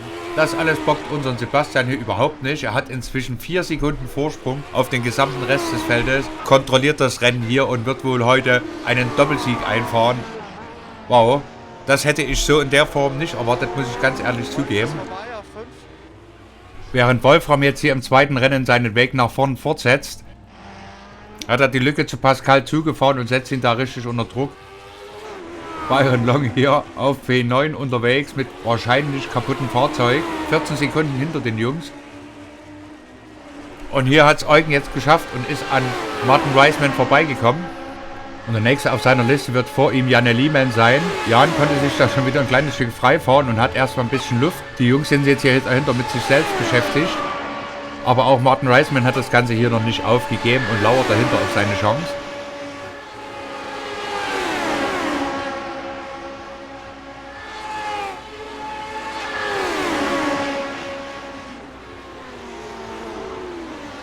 Boah. Was passiert? Naja, Eugen wäre Liemann fast hinten drauf gefahren. Ihr habt es gerade gesehen, das war ziemlich knapp. Eugen ist da ein bisschen auf den Körb gekommen, konnte aber das Fahrzeug meisterlich abfangen. Zum Glück ist den Jungs da nichts passiert. Aber da kann Janne jetzt erstmal ein kleines bisschen durchatmen.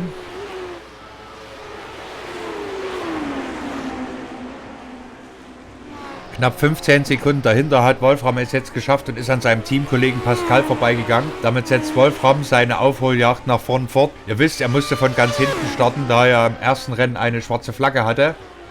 Und auch Robert hat sich da wieder nach vorn gekämpft und holt mit P11 hier wahrscheinlich noch gute Punkte. Und auch unser Titanium Bill ist dann nochmal aus der Box rausgefahren, um dann am Ende im Parc Fermé noch auf dem Jahresfoto mit drauf zu sein. Eine sehr schöne Einstellung, finde ich das. Ein ziemlich einsames zweites Rennen von unserem Tommy auf P2, nach vorne und hinten jeweils reichlich Luft. Dafür wird hier hinten umso mehr gekämpft, die Plätze 4, 5 und 6. Eugen versucht da immer wieder dran vorbeizugehen am Janne Liemann, aber hat da bisher noch keine Lücke gefunden. Und wir haben inzwischen auch Halbzeit überschritten. Jetzt hier Sprungkurve Richtung Stefan Bellof S. Eugen, der macht Druck ohne Ende. Martin dahinter lauert da nur auf seine Chance, aber so dicht auffahren, das birgt auch mannigfache Gefahren. Ihr wisst, wenn es davor kracht, bist du automatisch mit drin. Aber natürlich gilt es jetzt hier auch, kleines Karussell raus. Wenn du aus dem Galgenkopf rauskommst, da eine gute Position einzunehmen. Und ihr habt es gerade gesehen, da gab es einen kleinen Wackler vom Janne Liemann. Und sofort hat er hier 2 Positionen verloren und ist sogar hinter Martin Reisman noch zurückgefallen. Janne make a mistake, Schwalbenschwanz. Ja, wie schlimm. Geht noch. Ja. Und Eugen konnte sich da sofort ein kleines Stück freifahren vom direkt hinter mir. Ja, das stimmt halt. Martin. Und so wie es aussieht, hat er da auch ein super Setup. Aber das Ganze spielt natürlich unserem Jan vor den Jungs in die Karten. Der hat jetzt 2,5 Sekunden Vorsprung auf das Trio hier. Eugen versucht sich da die Jungs vom Leibe zu halten. Martin bleibt da hinten dran, kann aber irgendwie nicht merklich näher kommen, so wie es aussieht. Und auch Janne kann da nicht irgendwie eingreifen. Die Jungs gehen jetzt gleich in die vorletzte Runde und wir hatten den nächsten Zwischenfall zu vermelden, den wir uns unbedingt anschauen sollten. Schalten wir auch da mal hin. Byron here lost his broken car again. Oh. I had plenty. But I wasn't upside down. Boah. Oh, Byron. Oh, Byron. Byron, give me something for the highlights clip. Boah. Aua. Ach, das ist so schade. Da haben wir niemanden vom Northern Winter Team mehr hier im zweiten Rennen dabei. Ein absoluter Totalausfall heute für die Jungs aus England und aus Schweden. Unser Kleber heute hier absolut unauffällig. Versucht das Rennen irgendwie über die Bühne zu kriegen, macht keine Fehler und nimmt die Punkte mit. Er liegt da aktuell auf P9, was, denke ich mal, für seine Verhältnisse hier für die Strecke immer noch sehr, sehr gut ist.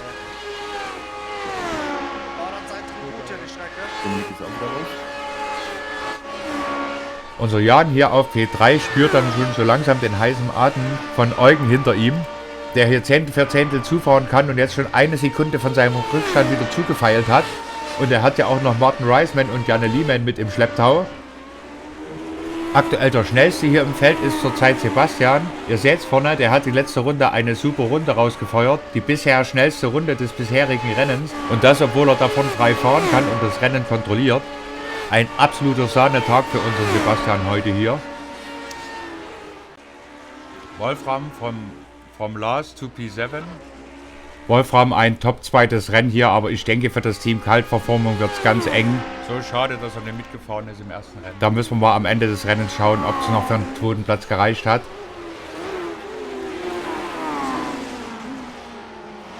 Auch sehr, sehr schade für Wolfram, dass er da den Totalausfall im ersten Rennen hatte.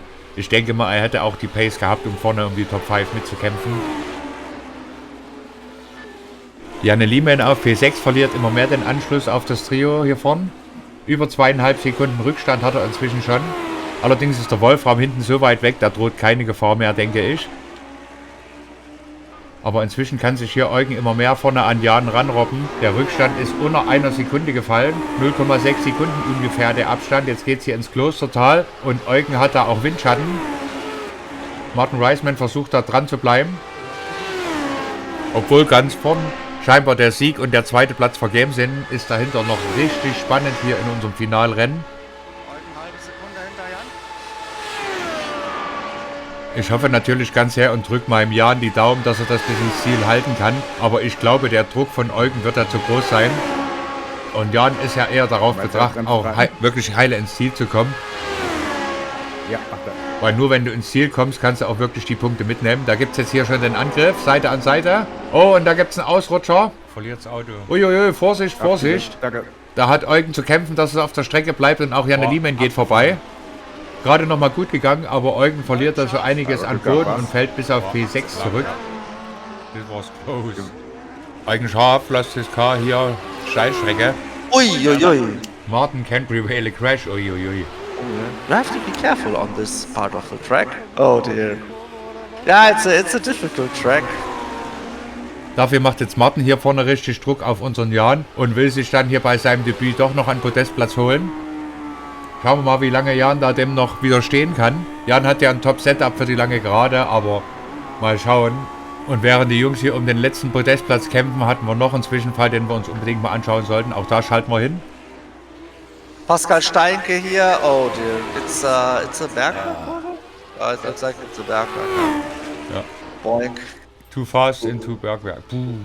Oh, oh, oh, oh, oh. And then 2 times, ja. Ein ganz schwarzer Tag für das Team Kalt Performung. Für die ging es ja noch um so einiges. Janne Liemann jetzt hier unter Druck von Eugen Scharf, der seinen verloren gegangenen Boden wieder gut machen will. Allerdings ist, glaube ich, der Zug zum Podium nach vorn abgefahren. Martin und Jan sind da über 3 Sekunden weg von dem Duo hier.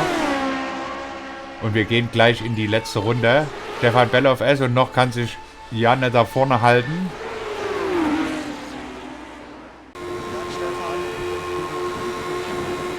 Und jetzt hier auf der langen Dönninger Höhe gibt es dann auch den Angriff. Janne Liemann gegen Eugen Scharf.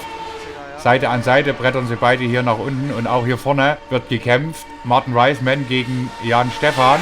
Und hier geht es um den letzten Podiumsplatz. Gemeinsam donnern die hier Richtung Hohenrhein-Schikane. Mal sehen, wer danach gibt. Und da kann sich Martin durchsetzen. Dahinter das Duell zwischen Eugen und Janne konnte Janne nochmal für sich entscheiden. Aber Eugen macht da immer mehr Druck hier, ihr seht es schon. Und wir befinden uns jetzt in der finalen Runde dieser Saison. Weiße Flagge, wie ihr seht. Oh, Pascal also im Pit. Ihr habt vorhin gesehen, warum Pascal da an der Box steht. Er hat leider sein Fahrzeug im Bergwerk verloren, ist dann mächtig eingeschlagen und musste sein Fahrzeug leider abstellen. Genauso wie Adam Glatzka, der schon am Anfang aus dem Rennen rausgerissen wurde mit völlig zerstörtem Fahrzeug. Dafür hat Wolfram hier ein absolut sauberes Rennen im zweiten Lauf hier, was ihn bis auf P7 nach vorne gebracht hat. Der Abstand nach ganz vorn ist dann leider viel zu groß gewesen, um dann noch einzugreifen. Während der Kampf da um P5 munter weitergeht, Eugen Scharf gegen Janne Liemann. Sebastian has more than 5 seconds. Sebastian hier vorne, unser Leader, kontrolliert auch das zweite Rennen und leistet sich keinerlei Fehler. Er hat hier so eine hohe Pace drauf und wird hier wahrscheinlich heute einen Doppelsieg einfahren, gemeinsam mit seinem Teamkollegen. Und ich denke mal, da werden sie auch den Sack in der Teammeisterschaft dann zumachen. Auf P3 liegt jetzt hier aktuell Martin Reisman, der es geschafft hat, an unserem Jan Stefan vorbeizukommen. Das wäre doch auch eine Sensation. Zum Auftakt hier gleich mal ein Podium einfahren. Und Platz 4 jetzt unser Jan hier, was trotzdem noch ein absolutes Top-Ergebnis ist. Hat nach hinten reichlich Luft. Janne Liemann liegt da immer noch vor Eugen Scharf, der da irgendwie keinen Weg dran vorbei findet an unserem Flying Finn. Viel Zeit hat er nicht mehr, um das Ergebnis noch zu korrigieren. Ups, und da hat Janne einen kleinen Fahrfehler gemacht. Now, Janne make a mistake. Nichts weiter passiert, aber Eugen ist da durchgeschlüpft und Janne verliert sofort den Anschluss. Sebastian, unser Leader, ist jetzt hier im Bergwerk Richtung Klostertal. Und ich denke mal, er kann jetzt hier die letzte halbe Runde genießen. Mehr als 5,5 Sekunden Vorsprung auf seinem Teamkollegen Tommy. Und ich denke mal, damit wird Sebastian dann auch den Sack in Sachen Vizemeisterschaft zumachen. Knapp 3 Sekunden hinterm Tommy ist Martin Reisman unterwegs, auf dem Weg zu seinem ersten Podium. Direkt hier am ersten Rennwochenende in unserer Serie. Auch absolut top. Jan dahinter muss jetzt schon ein bisschen abreißen lassen und ich denke mal, versucht einfach nur noch den guten Platz jetzt ins Ziel zu bringen. Mehr als 2,5 Sekunden Abstand. Dann hinter haben wir dann Eugen Schaaf, der hier immer noch vor Janne Liemann liegt. Konnte sich da auch jetzt schon ein Stück frei fahren. Und dann wie gesagt dahinter auf P6 Janne Liemann, was ja auch keine schlechte Platzierung ist. Und hinterm Janne haben wir dann eine Lücke von mehr als 11 Sekunden zu unserem Wolfram. Oh nein, Fahrfehler Janne. Oh no. Was passiert? Janne Liemann has crashed. Oh, schade. Steilstrecke. Ach, und er bleibt auf dem Curb hängen. Oh, was für ein Pech für Janne. Oh no. Da kommt auch Wolfram vorbei und er muss sich da auslocken. Janne Liemann ist da auf dem Curb hängen geblieben. Och nein. Und Pascal Steinke ist dann nach Reparaturstopp nochmal aus der Box rausgefahren und befindet sich sogar auf dem Top-10-Platz hier. Oh, Janne Liemann here on position 5. Oh shit. Oh dear. Oh no, oh no, oh come on. Oh no. Oh, nice. Not the curb. Not the curb.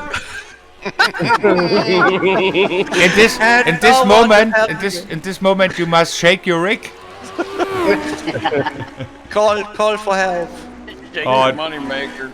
Ja. So ein Pech hier für Janne Liemann kurz vor Ende des Rennens. Ach, sehr, sehr schade. Und Martin kommt da nochmal ein ganzes Stück nahe ran an Tommy. Tommy hat ja ungefähr nur noch 2 Sekunden Vorsprung auf Martin. Aber ich denke mal, das wird er dann bis ins Ziel bringen. Wir befinden uns ja jetzt gerade auf der Zielgeraden unseres letzten Rennens und der Saison überhaupt. Die letzten paar Meter einer wirklich nervenaufreibenden Saison, der Josephine ihren Stempel aufgedrückt hat. Schade, dass unser aktueller Champion heute hier beim Saisonfinale nicht dabei sein kann. Aber ihr wisst ja, ihr Rechner ist leider kaputt gegangen und sie konnte ihn nicht rechtzeitig reparieren. In der Technik steckt man nicht drin. Jetzt hier unser Sebastian, die letzten Meter, die lange Döttinger Höhe raus, vor ihm der Tommy und auf 3 Martin Reisman. Ein tolles Rennen von allen Jungs hier vorne. Sebastian.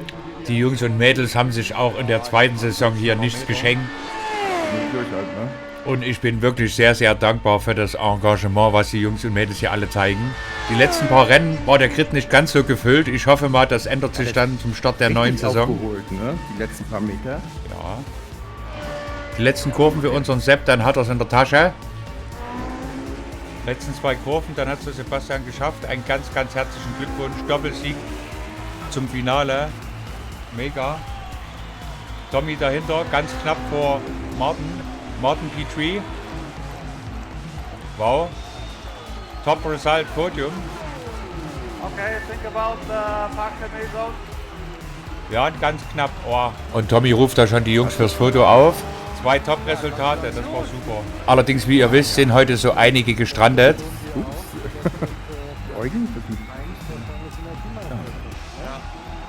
Wolfram an P6. Wolfram hier mit P6 ein absolutes Top-Resultat nach dem Desaster im ersten Rennen.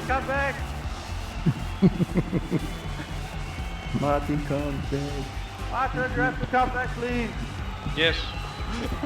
Okay. Und Martin Reisman ist da scheinbar schon ein Stück zu weit gefahren und Tommy ruft ihn hier zurück. Put your car right next to me, please. Disqualified. Black flag. Sorry. Disqualified. Tommy, you are admin. You can erase the black flag. No, I'm out. Ja, aber es ist Maus. Ah, okay. I'm out. Sorry. Rad an Rad, bitte.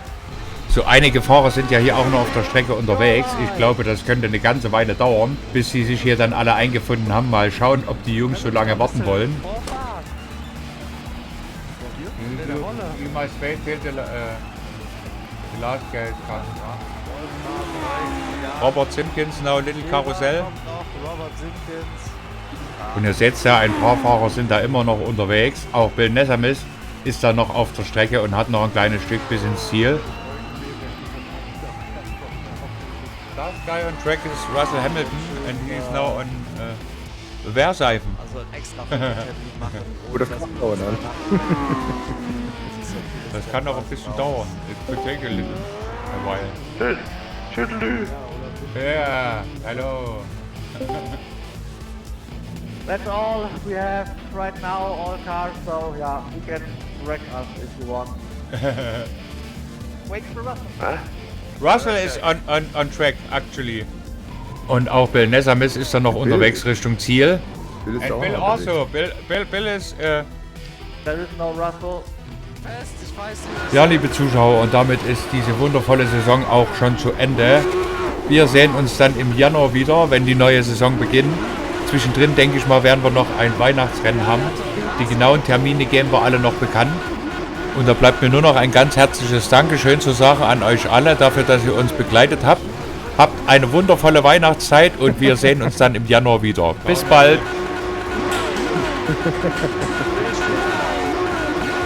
Konrad Sebastian.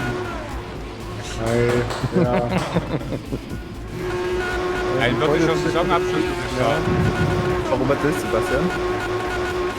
Naja, ich habe richtig geraced, ne? Und nicht Ach so, durch so einen blöden Unfall jetzt quasi konkurrenzlos gewonnen. Ja, Eugen und ich waren die ganze Woche ungefähr gleich schnell in den Trainingssessions und wir haben ein nächstes Rennen gewonnen. Ja, ich hätte auch Spaß gehabt, denke ich, aber naja, so ist es manchmal. Schade, dass es so geendet ist, aber greifen wir nächste Saison wieder an. Ja. War auf jeden Fall spannend und spektakulär. Schauen wir doch mal in die Unfälle jetzt rein. Ich habe den Unfall leider nicht gesehen am Anfang. I didn't see the incident. Incident? Ja. Hallo Wolle! Yo, hey! Wolle, what was happened in the first race? Technical issues. Ah. Was war das? So bad and... Yeah, missed the start and I'm driving out of the pits and they say to me, towing in, thank you. Oh shit. Oh, okay. Okay. Must have been a bad pit lane exit. That you get a tow in straight away. That was a terrible race for me. Yeah, Robert has bad luck in both races. Wow. You had so good pace. Yeah, and such a bad season finish. We must take a look in Tommy's Twitch. I finished the recording now here, and then we take a look. Hi, gentlemen. Hi, Adam. Bad luck. Adam. I need the link. I do not know. In a few minutes, I send you the link. I must finish the recording here, and then I send you the link.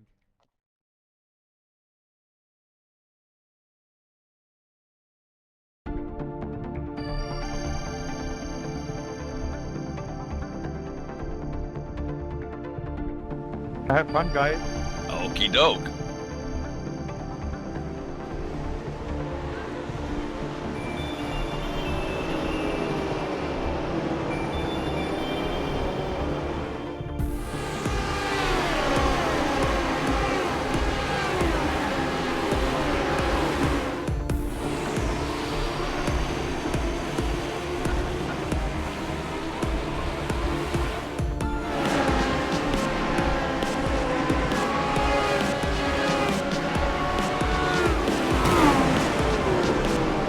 Sorry, Robert. Yeah, well, for my goddammit, man.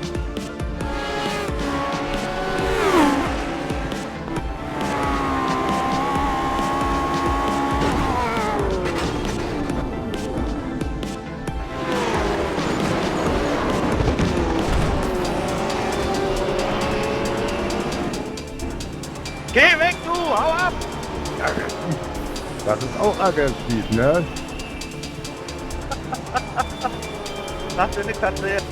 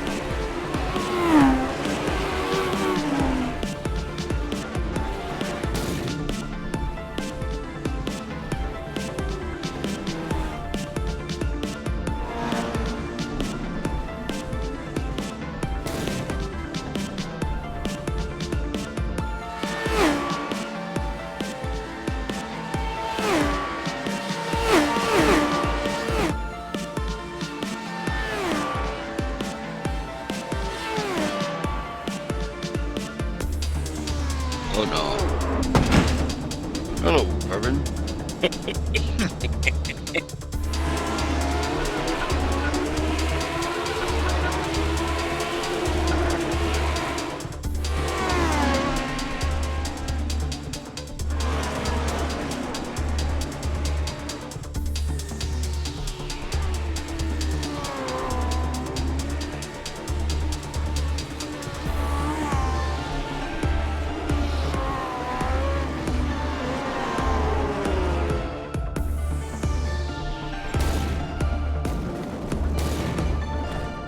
Oops.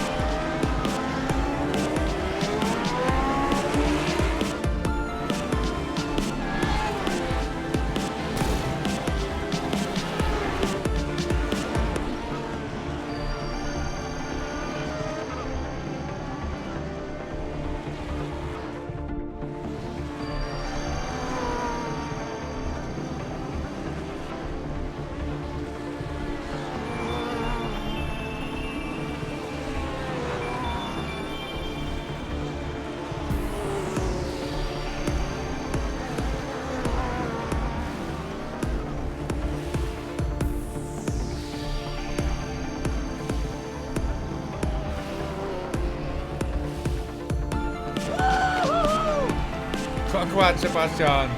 Double victory. Yeah. Yeah. Yep.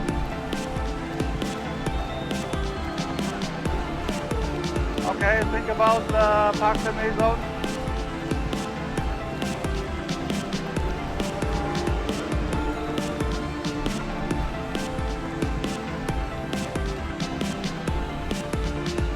Martin, come back!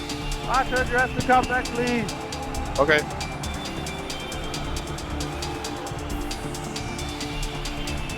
Disqualified. I'm not died. Survive! Survive, it's your race. Yeah. Put your car right next to me, please. Rad an Rad, bitte. That's all we have right now, all cars, so yeah, you can wreck us if you want. There is no Russell. Wait for Russell. What did I tell you?